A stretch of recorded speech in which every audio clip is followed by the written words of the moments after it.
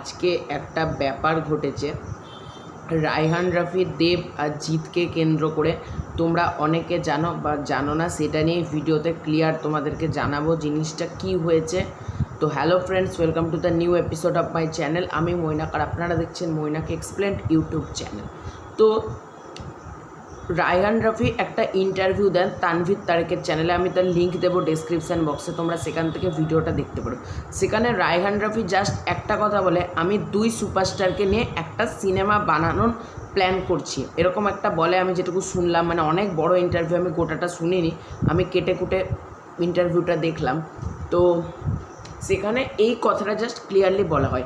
রায়হান রাফি কখনো বলেনি আমি দেবকে নিয়ে কাজ করব, আমি জিতকে নিয়ে কাজ করব। এই কথাটা রায়হান রাফি বলেনি, কিন্তু এটা ছড়াচ্ছে একটা বিভিন্ন ফেসবুক পেজ থেকে। ফেসবুক পেজে লিখছে রায়হান দেব, মানে বলে 2 সুপারস্টারের কাজ করার কথা হচ্ছে, এরকম চলে, আমি কাউকে কনফার্ম করিনি, এরকম একটা ব্যাপার চলতে থাকে। মানে ইন্টারভিউটা প্রপারলি আমি দেখিনি, আমি যেটুকু শুনলাম সেখান থেকে ইন্টারভিউটার লিঙ্ক আমি দেবো, তোমরা দেখে শুনে তোমাদের মতামত দিও সেই ইন্টারভিউতে। তো যেটা এবার কথাটায় আসি, সেটার পর সোশ্যাল মিডিয়াতে রায়হান রাফি ভার্সেস দেব ভার্সেস জিত চলছে। রায়হান রাফির যারা মানে সাপোর্টে আছে তারা বলছে দেবের আজকে কী দিনকাল পড়লো যে রায়হান রাফির কাছে কাজ চাইতে এলো, রায়হান রাফি বার করে দিল, জিতকে বার করে দিল। এবং দেব জিতের ফ্যানরা ট্রোল করছে রায়হান রাফিকে নিয়ে, বলছে রায়হান রাফির অত বড় বার, কোথাকার কোন ডাইরেক্টর, আমরা মানি না। দেখো আলটিমেটলি দোষটা কার? দোষটা কিন্তু রায়হান রাফিরও নয়, দেবজিতেরও নয়, সাকিব খানেরও নয়, আফরান নিশোরও নয়, এদের যাদের নিকে রায়হান রাফি বলছি, আর তার আগে সিয়াম আহমেদেরও নয়।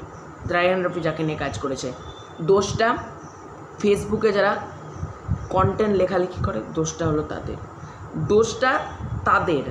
দেবদা একটু আগে স্ট্যাটাস দিয়ে মানে ফেসবুকের স্টোরি দিয়ে লিখেছে যে রায়হান রাফির ওই কাজের কথা লিখে not true but best wishes Tufan, মানে তুফানকে বেস্ট উইসেস জানায়।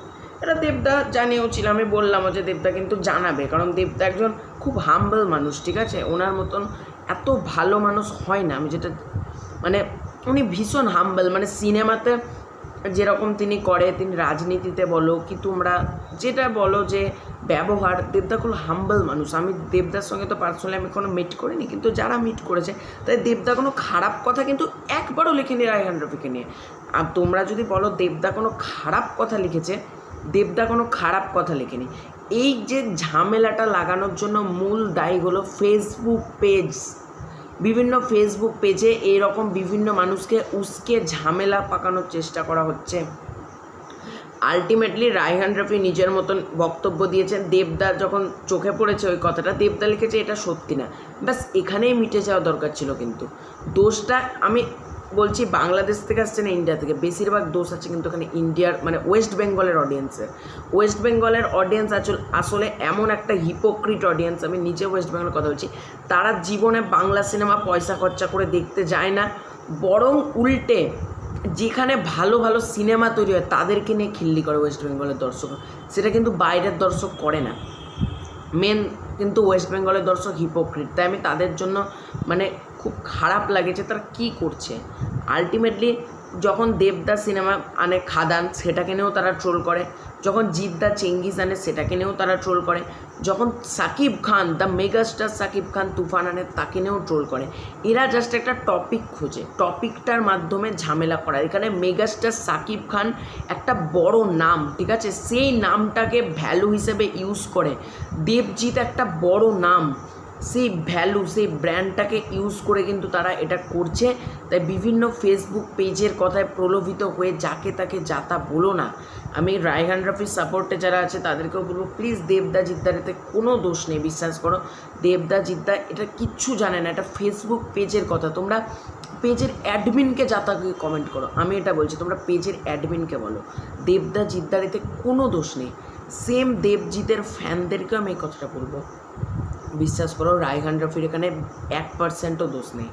রায়হান রাফি আর দোষটা তানভীর তারেকেরও নেই, কিন্তু দোষটা মানে তানভীর তারেকের যেটুকু আমি বুঝলাম, তানভীর তারেক একসময় সাকিব খানকে নিয়ে নানা বাজে বাজে কথা বলেছে ইন্টারভিউতে, আমি তাকে সাপোর্টও করেছে তানভীর তারেক, আমি এটা দেখলাম। তবে তানভীর তারেক কেমন মানুষ আমার তো এটা জানার কথা না, তোমরা বাংলাদেশের যারা ভাই বোনেরা আছো তোমরা ভালো বলতে পারবেন যে উনি কেমন মানুষ। তো ওনারটা আমি বলছি না, বিভিন্ন ফেসবুক পেজে বিভৎস লেখালেখি হচ্ছে, আমি লেখালেখিটা মানে চরম পর্যায়ে চলে গেছে, ঠিক আছে, মানে যাতা কাণ্ড হয়ে গেছে ফেসবুকে। আমি ফেসবুক স্ক্রল করছি, শুধু উল্টো পাল্টা রায়হান রাফি ভার্সেস দেব ভার্সেস জিৎ চলছে। আর এখানে আমি একটা ব্যাপার বলবো, দেখো আলটিমেটলি তোমরা সাকিব খান, দেবজিৎ, বাঙালি একই জিনিস প্রত্যেক ভিডিওতে বলতে বলতে আমার মুখ ব্যথা হয়ে গেছে। প্লিজ এই ঝামেলাটা করো না। এখানে আমি দেবজিতের ফ্যানদেরকে বলবো রায়হান রাফির বিন্দু মাত্র দোষ নেই, রায়হান রাফির সাপোর্টে যারা আছে তাদেরকে বলবো এখানে দেবজিতের কোনো দোষ নেই, দোষটা ফেসবুক পেজগুলোর। দোষটা যারা ফেসবুক পেজ এক একটা পেজ এক একজনের বিরুদ্ধে লিখে লিখে যেসব ফ্যানদেরকে উস্কে ঝামেলাটা লাগাচ্ছে, যারা করছে তাদের দোষ। কিন্তু এখানে রায়হান রাফির বিন্দু মাত্র দোষ নেই।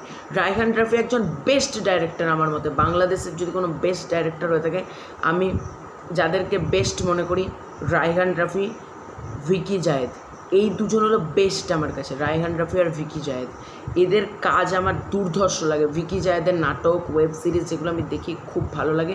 আর রায়হান রাফির সুরঙ্গ দেখেছিলাম, মার্ভেলাস পরিচালক একজন। তুফান আমি দেখবো, তারপর তোমাদেরকে রিভিউ দেবো। তো সেই বড় ডাইরেক্টর, একজন বেস্ট ডাইরেক্টর, তাকে নিয়ে এরকম ট্রোল করো না।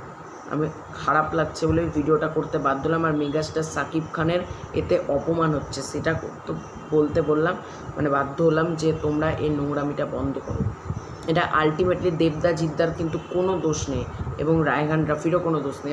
রায়হান রাফির যারা সাপোর্টে আছো, যেসব সাকিবিয়ানসরা আছো, আমি তোমাদেরকে একটা কথা বলছি, তোমরা যে যা বলে বিশ্বাস করো না, তোমরা একটু যাচাই করো, ভেতরকার খবরটা জানো, ভেতরকার খবরটা জেনে তাকে বলো। আমি যখন ভিডিও তৈরি করি না, আমি কিন্তু হুটহাট ভিডিও তৈরি করি না, ভেতরকার খবর জেনে ভিডিওটা তৈরি করি। এই ভিডিওটা আমি এখন তৈরি করছি অনেকটা লেটে, এই ভিডিওটা অনেক ইউটিউবার কিন্তু কালকে তৈরি করে নিয়েছে, কারণ রাত্রিবেলা থেকে কিন্তু এই ভিডিওগুলো আমি দেখছি, অনেকের ভিডিও আমি দেখলাম, অনেক ইউটিউবার, অনেক ফেসবুক লেখালেখি পড়লাম, অনেক রিসার্চের পর কিন্তু এই ভিডিওটা করলাম। আমার যেটা মনে হয় আমি তোমাদের সাথে শেয়ার করলাম। আমার ভিডিও সবসময় আমি প্রোভাইড করার চেষ্টা করি অথেন্টিক, এবং আমি এমনভাবে ভিডিওটা প্রেজেন্ট করি যাতে কাউকে হার্ট না হতে হয়। হ্যাঁ, যাদেরকে রিপ্লাই দিই তাদেরকে ডেফিনেটলি হার্ট হতে হয়, কিন্তু কিছু যখন আমি বোঝাতে চাই, কিছু যখন কোনো সুপারস্টারকে আমি যখন বড় করি, আমি অন্য কোনো সুপারস্টারকে ছোটো করি না। তোমরা এটা দেখবে, আমি কোনো সুপারস্টারকে আজ পর্যন্ত খারাপ মন্তব্য কিন্তু করিনি আমার চ্যানেল থেকে, যে অমুক সুপারস্টার ভালো না বা অমুক সুপারস্টার এই না, আমি কিন্তু বলিনি। কারণ আমি ডেপথে গিয়ে দেখি, মানে বিষয়টার গভীর বলে না, বিষয়টার গভীরে গিয়ে আমি বিচার করি।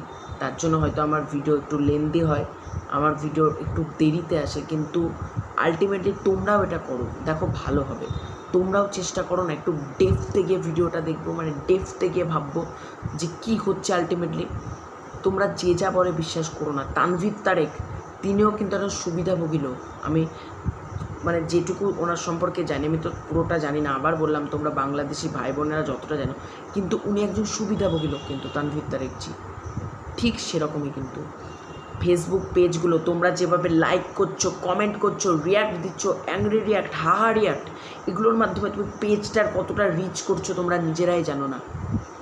তাই যা করবে জীবনে পদক্ষেপ নেবে ভেবে চিনতে, কিন্তু প্রত্যেকটা পদক্ষেপ নেবে, সে সিনেমার ক্ষেত্রে হোক, পড়াশোনার ক্ষেত্রে হোক, যে কোনো ক্ষেত্রে হোক, পদক্ষেপ ভেবে চিনতে এবং বিষয়ের গভীরে গিয়ে জানবে। যেটা জানবে ওপর জানবে না, বিষয়ের গভীরে ঢুকবে, বিষয়ের গভীরে ঢুকে জানার চেষ্টা করবে, তারপর মন্তব্য করবে। এটাই আমি তোমাদেরকে বলবো। আলটিমেটলি তোমরা প্রত্যেকেই সাকিবিয়ান আছো, দেব ফ্যান্স আছো, জিৎ ফ্যান্স আছো, প্রত্যেকে নিজের নিজের সুপারস্টারকে ভালোবাসো, নিজের সুপারস্টার নিজের কাছে ভগবান স্বরূপ। অন্যের সুপারস্টার যারা অন্যের ফ্যান, কাউকে নিয়ে ছোটো করো না, এটা আলটিমেটলি খুব খারাপ জিনিস। কিন্তু অন্য কাউকে নিয়ে বাজে মন্তব্য করো না। তো এটাই ছিল ভিডিওটা যদি তোমাদের মনে হয় একটু জানলাম কিছু, লাইক করো, কমেন্ট করো, শেয়ার করো, সাবস্ক্রাইব করো। ফেসবুক পেজ থেকে দেখে থাকলে কী করতে হবে, ফলো করতে হবে, আর কিছু না। লাইক কমেন্ট ওখানেও করার হয়ে গেছে। Bye bye.